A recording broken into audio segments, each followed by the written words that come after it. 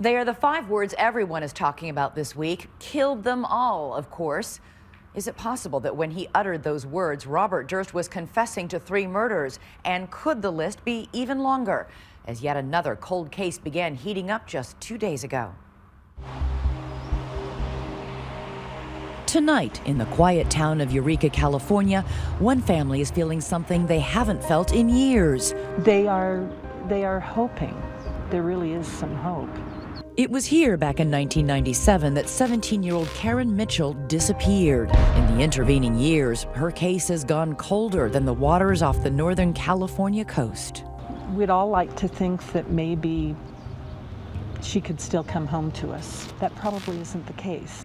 But now new light is shining on the case, all part of the latest twists in the white-hot story of the week, the macabre melodrama of Robert Durst. Tonight, multimillionaire Robert Durst is behind bars. There was also new information on what they found in his hotel room. Yes, it's been an extraordinary week for Robert Durst, and given what passes for ordinary with this man, that's saying something. You're a multimillionaire. You belong to one of the most powerful families in the country. And you're stealing identities? Dressing as a woman? Dressing as a woman? Hanging in a homeless shelter? Chopping up bodies? Pretty weird. That's him and that cruiser right there. As we go on the air, Durst, the son of a real estate mogul, is housed in this less than prime location, a prison equipped with a mental health facility outside New Orleans. But is he crazy? How would you describe him? Psychotic.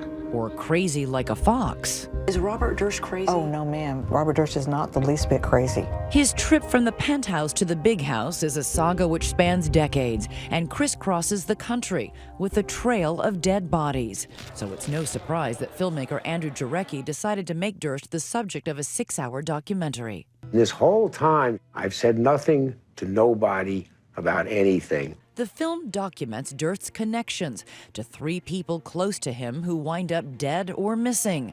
His first wife, Kathy, who disappeared in New York in 1982. His close friend, Susan Berman, murdered in her Beverly Hills home in 2000.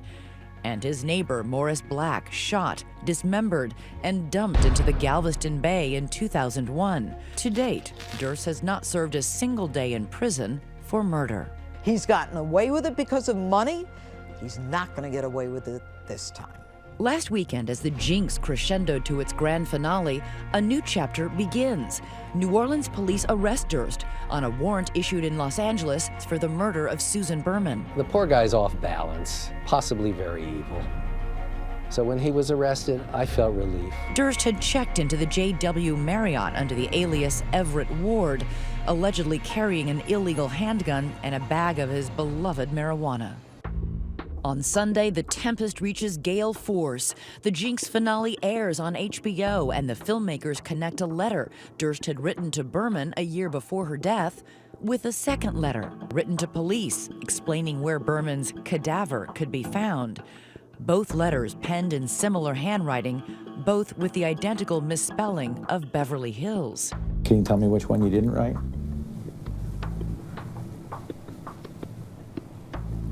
No.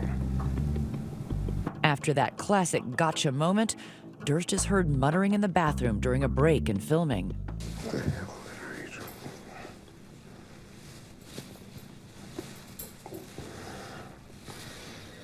are you doing?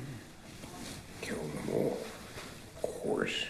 But his enemies, who now number in the millions, might pause before popping the champagne.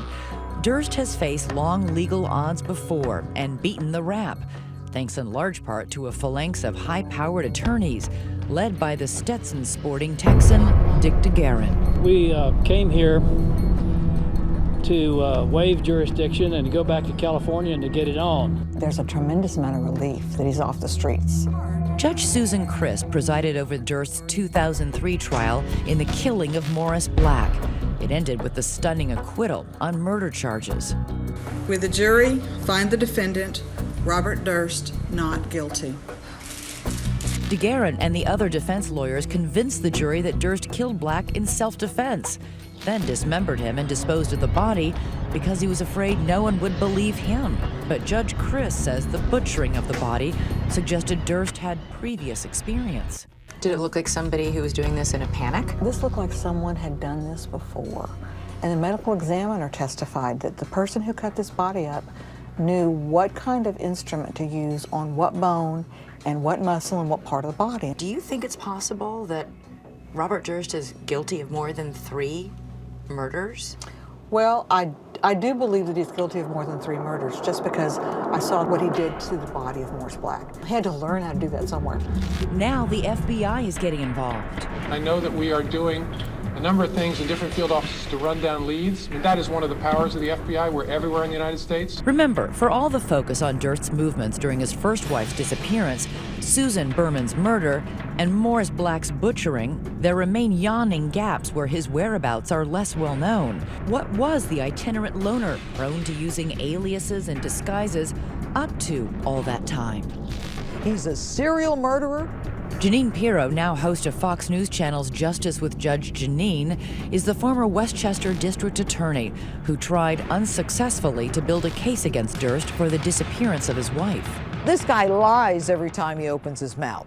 Matt Birkbeck is an author and investigative journalist whose book on Durst was allegedly found by police when they searched Durst's luxury condominium in Houston. He says, killed them all. To me, what he was saying was, I didn't just kill Kathy Durst.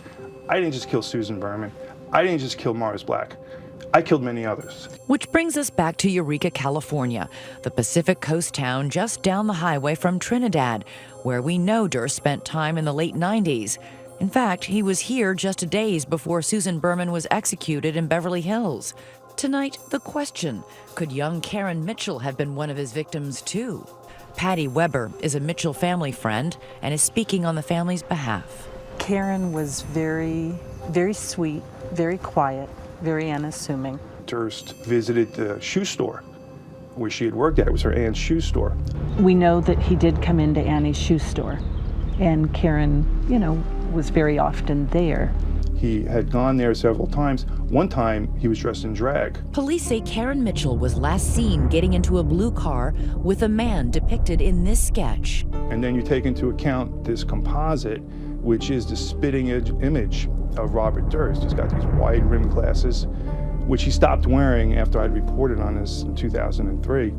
Through his lawyers, Durst denies all wrongdoing. And just hours ago, his lawyers filed papers to get their client released. I think he's an easy target, and everybody's piling on. So for now, everyone will have to wait quite a while longer for the answers. The Berman trial in Los Angeles is still far off, and Durst's defense team will most certainly challenge the handwriting analysis and, of course, the Jinx mutterings, now must-see TV on HBO. Kill them all, of course. You're a judge and a lawyer. Will that be admissible in a court of law? I believe that tape will be admissible for a lot of reasons. He wasn't coerced. There was no expectation of privacy. He's in a bathroom. But he's got a mic on. These were movie producers, and he contacted them and offered to tell them his story on tape. While Durst is enjoying the hospitality of the state of Louisiana here on Suicide Watch, his most immediate legal challenges seem almost trivial. The felony charges of possession of a firearm with controlled substances at the time of his arrest. Ironically, it's possible those alleged crimes might keep him behind bars for the rest of his life. I think he's hurt a lot of people. I think he's got away with it because of his money. I think he's a very, very sick man. So those words muttered in that bathroom with the microphone still on, do you think Durst was saying them to confess? Did he subconsciously want to get caught? Let us know. Use the hashtag ABC2020.